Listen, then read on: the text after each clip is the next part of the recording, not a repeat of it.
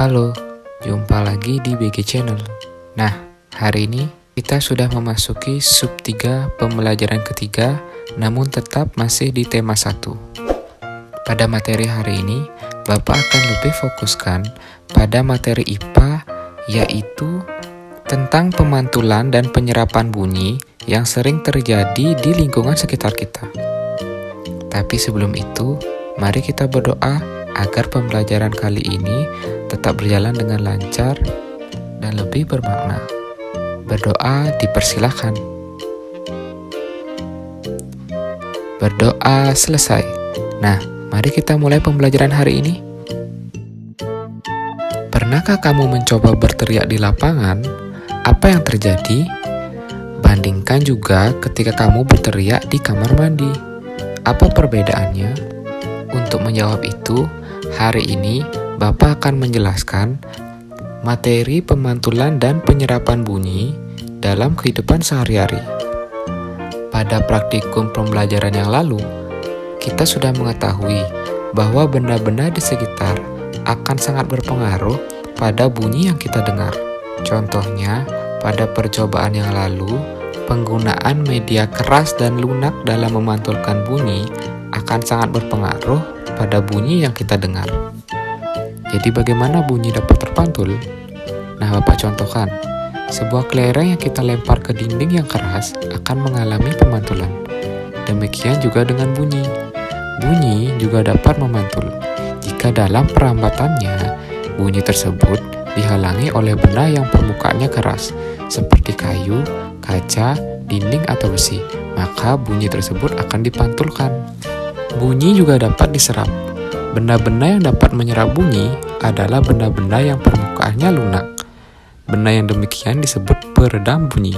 Misalnya, karpet, karung goni, kertas, kain, busa, dan wol.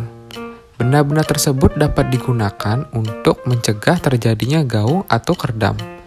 Dinding dan langit-langit gedung pertemuan dan gedung bioskop dilapisi dengan bahan-bahan tersebut supaya tidak terjadi gaung atau kerdam, sehingga kegiatan pembicaraan di dalam tempat tersebut bisa terdengar lebih baik. Bunyi merupakan suatu gelombang, sehingga bunyi mengalami pemantulan. Nah, di bawah ini ada beberapa jenis-jenis bunyi pantul. Yang pertama, gaung. Gaung adalah bunyi pantul yang terdengar hampir bersamaan dengan bunyi asli, sehingga bunyi terpantul berulang-ulang. Gaung terjadi jika bunyi dipantulkan pada permukaan yang keras. Contohnya adalah pemantulan bunyi yang terjadi di dalam bioskop. Selain itu, gaung atau kerdam terjadi karena bunyi dipantulkan oleh dinding yang jaraknya tidak jauh dari sumber bunyi. Untuk menghindari terjadinya gaung, maka dinding di dalam bioskop atau gedung konser dilapisi oleh bahan-bahan yang lunak seperti karpet, busa, karet, dan gabus. Ingat percobaan sebelumnya? Benda yang lunak itu bisa menyerap bunyi sehingga bunyi tidak dapat memantul. Nah, berikut ini adalah beberapa contoh bunyi gaung yang dilakukan di beberapa ruangan. Dengarkan baik-baik. Tes 1, 2, 3. Tes, tes. Tes 1, 2, 3. Tes, tes. Tes 1, 2, 3. Tes, tes. Yang kedua adalah gema. Gema adalah bunyi pantul yang terdengar setelah bunyi asli. Gema terjadi karena jarak antara sumber bunyi dengan dinding pemantulnya. Contohnya adalah bunyi pantul yang dihasilkan oleh dinding antar bangunan dan dasar suatu ruangan, atau ketika kalian berteriak di pinggir tebing atau jurang. Selain itu, gema juga dapat dipergunakan untuk mengukur kedalaman jurang atau gua.